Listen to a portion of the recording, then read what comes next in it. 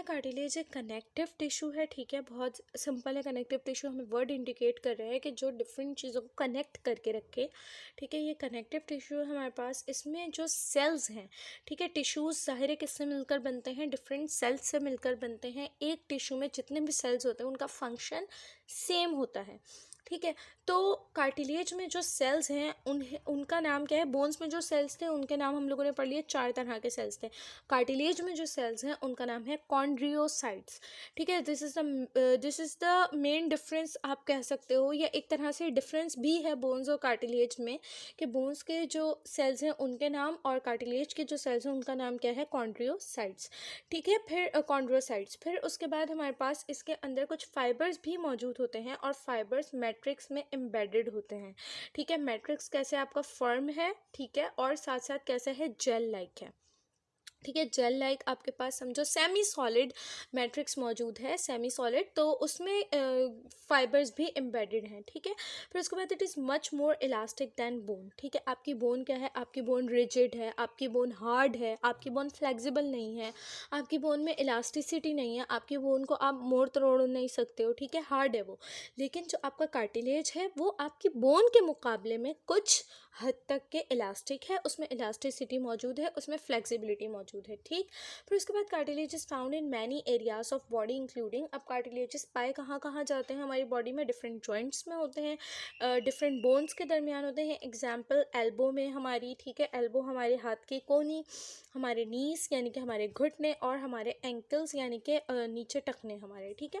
फिर उसके बाद the general features of cartilage include that it has no blood vessels और लिम्फेटिक्स, ठीक है। बोन्स और कार्टिलेज में जो सेकंड मेन डिफरेंस है वो ये है कि कार्टिलेज में कोई ब्लड वेसल्स या कोई लिम्फेटिक सिस्टम इन्वॉल्व इंक्लूड नहीं होता है। लिम्स वगैरह या ब्लड वेसल्स वगैरह, आर्टरीज, वेन्स, कैपिलरीज, ये चीज़ें हमारे कार्टिलेज में इंक्लूडेड नहीं है, जबकि हमारी बोन्स में ये चीज़ें होती हैं, ठीक है। The nutrition of cells diffuses through the matrix. अब अगर बोन्स में हमारे पास नसें वगैरह हैं, ठीक है, अगर ब्लड वेसल्स हैं तो बोन्स तक के मिनरल्स या बोन्स से मिनरल्स जो है वो हमारे पास उन ब्लड वेसल्स से आ रहे जा रहे, ठीक है। लेकिन अब हमारे पास इस कार्टिलेज से किस तरह होगा न्यूट्रिशन का ट्रांसपोर्टेशन, जो हमारे न्यूट्रिशंस होंगे कार्टिलेज के सेल्स तक के, वो कैसे डिफ्यूज़ होंगे, वो इसी मैट्रिक्स के थ्रू डिफ्यूज़ होंगे, ठीक है।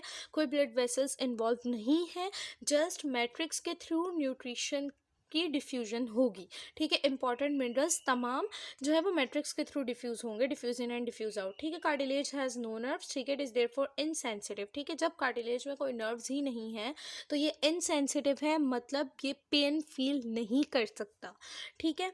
फिर उसके बाद हमारे पास cartilage is surrounded by a fibrous membrane called, अच्छा, अब कार्टिलेज के सराउंडिंग में क्या है, फाइब्रस यानी कि ऐसे धागेदार जो है वो मेम्ब्रेन एक मौजूद है, उसका क्या नाम है, पेरिकॉन्ड्रियम, ठीक है। इसके सेल्स जो है वो कॉन्ड्रोसाइट्स कहलाते हैं और इसके सराउंडिंग में जो मेम्ब्रेन प्रेजेंट है वो पेरिकॉन्ड्रियम कहलाती है, which is similar to periosteum in structure and function, ठीक है। हमारी बॉडी में एक और मेम्ब्रेन प्रेजेंट है जिसका नाम है पेरियोस्टियम, ठीक है। और हमारा जो कार्टिलेज की जो मेम्ब्रेन है पेरिकॉन्ड्रियम, ये स्ट्रक्चर और फंक्शन दोनों में इसी से सिमिलर है, और periosteum I think so bone में प्रेजेंट होती है, ठीक है।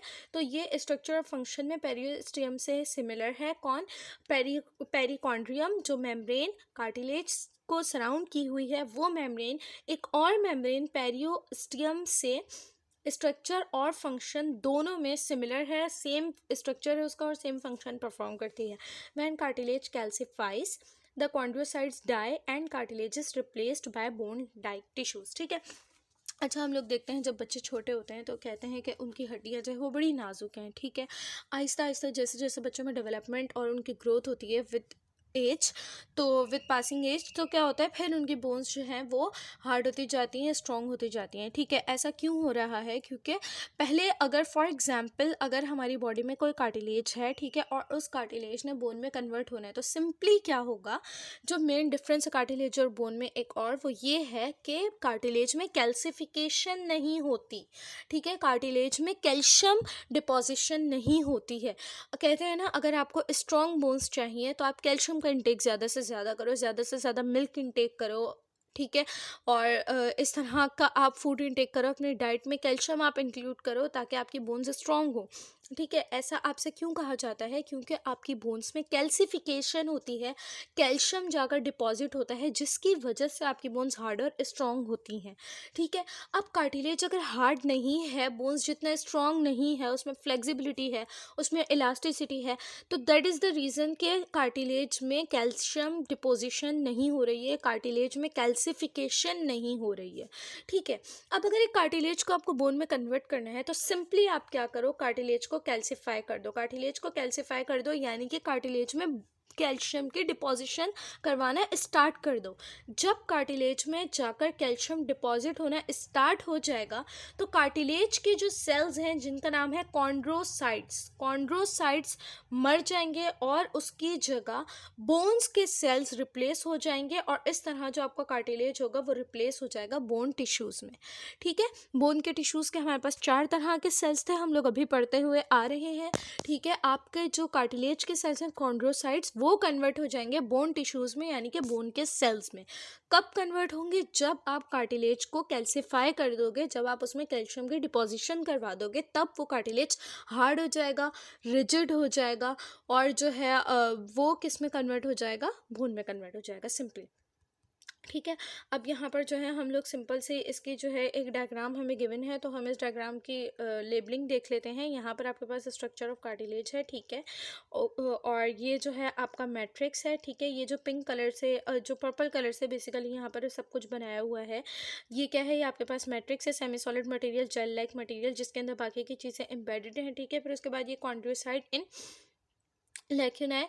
अच्छा, ये जो है कॉन्ड्रोसाइट यानी कि आपका सेल बताया हुआ है कि ये आपके जो कार्टिलेज के सेल्स हैं कॉन्ड्रोसाइट, वो यहाँ पर मौजूद है। फिर इसके सराउंडिंग में जो मेम्ब्रेन है, ये कार्टिलेज है। कार्टिलेज के सराउंडिंग में, कार्टिलेज के ऊपर ये वाली जो मेम्ब्रेन है लाइट पिंक कलर की, ये पेरिकॉन्ड्रियम है यहाँ पर। ठीक है। फिर ये ब्लैक कलर के जो धागे धागे जैसे बने हुए हैं, ये क्या मौजूद है? इसमें इलास्टिक फाइबर मौजूद है। ठीक है। तो जितनी भी चीज़ें हमने इस टॉपिक में पढ़ी थी वो इधर हम लोगों ने इस डायग्राम में देख ली हैं। अब हम लोग यहाँ पर एक मेन डिफरेंस कर लेते हैं बोन और कार्टिलेज के दरमियान। देख लेते हैं जल्दी से, एक ओवरव्यू हो जाएगा। हमारी जो बोन्स होती हैं वो हार्ड होती हैं, कार्टिलेज जो है वो बोन्स के मुकाबले में सॉफ्ट होता है, और सेल्स ऑफ बोन्स जो हैं वो ऑस्टियोसाइट्स कहलाते हैं। जो मेन सेल्स हैं बोन के वो ऑस्टियोसाइट्स कहलाते हैं, जबकि जो कार्टिलेज के सेल्स हैं वो कॉन्ड्रोसाइट्स कहलाते हैं। वैसे तो बोन के हम लोगों ने 4 तरह के सेल्स पढ़े हैं, लेकिन उनमें जो मेन बोन के सेल्स हैं हमारे पास वो ऑस्टियोसाइट्स कहलाते हैं। ठीक है। कार्टिलेज के सेल्स हम लोगों ने देख लिए। फिर इसका जो मैट्रिक्स होता है वो बोन का इनफ्लेक्सिबल होता है। ठीक है। जबकि जो कार्टिलेज का मैट्रिक्स है वो फ्लेक्सिबल है। क्यों? क्योंकि कार्टिलेज बोन से सॉफ्ट है। ठीक है। फिर उसके बाद मैट्रिक्स पोजेस कैल्शियम सॉल्ट्स। ठीक है। जो एक मेन डिफरेंस मैंने अभी आपको ऊपर बताया कि कार्टिलेज में कैल्शियम मौजूद होगा, जबकि कैल्शियम सॉल्ट बोन में कैल्शियम मौजूद होगा, कैल्शियम सॉल्ट्स मौजूद होंगे, जबकि कार्टिलेज में कैल्शियम या कैल्शियम सॉल्ट्स मौजूद नहीं होंगे। फिर bones have rich blood supply. ठीक है। ये भी हम लोगों ने पढ़ा कि बोन्स में ब्लड वेसल्स मौजूद होती हैं, वेन्स, आर्टरीज वगैरह, कैपिलरीज वगैरह प्रेजेंट होंगी, जबकि कार्टिलेज में ब्लड सप्लाई प्रेजेंट नहीं होगी। फिर इसमें बोन मैरो प्रेजेंट होता है, यानी कि बोन का जो हमारी हड्डियों का जो गूदा होता है वो बोन में प्रेजेंट होगा, जबकि बोन मैरो कार्टिलेज में एब्सेंट होता है। फिर हमारी बोन में it is vascular in nature, it is non vascular in nature. ठीक है। ज़ाहिर सी बात है, अगर हमारे जो है वो ब्लड वेसल्स इसमें प्रेजेंट नहीं है तो कार्टिलेज हमारा नॉन वैस्कुलर होगा, और जो हमारी बोन्स होंगी वो वैस्कुलर इन नेचर होंगी। ठीक है।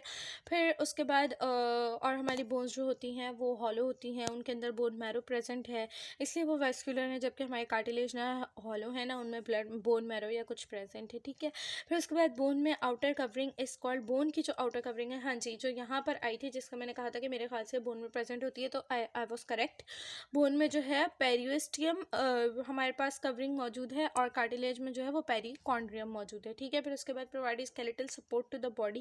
कार्टिलेज हमारी बोन्स हमारे स्केलेटन सिस्टम कंप्लीट करती हैं, और इस तरीके से हमारी बॉडी को स्केलेटल सपोर्ट प्रोवाइड करती हैं, जबकि कार्टिलेज हमारी बोन को, हमारी बॉडी को, कार्टिलेज जहाँ जहाँ पर भी हमारी बॉडी में प्रेजेंट होंगे वो वहाँ पर थोड़ी बहुत, क्योंकि सॉफ्ट इन नेचर है, तो फ्लेक्सिबिलिटी प्रोवाइड करेंगे। ठीक है। यहाँ पर हमारा टॉपिक एंड होता है कार्टिलेज। नेक्स्ट टॉपिक है आपके सिलेबस में टाइप्स ऑफ मसल्स। तो इंशाल्लाह हम लोग मसल्स का थोड़ा सा इंट्रो लेते हुए फिर उसके टाइप्स के ऊपर मूव करेंगे नेक्स्ट लेक्चर में। अल्लाह हाफिज़।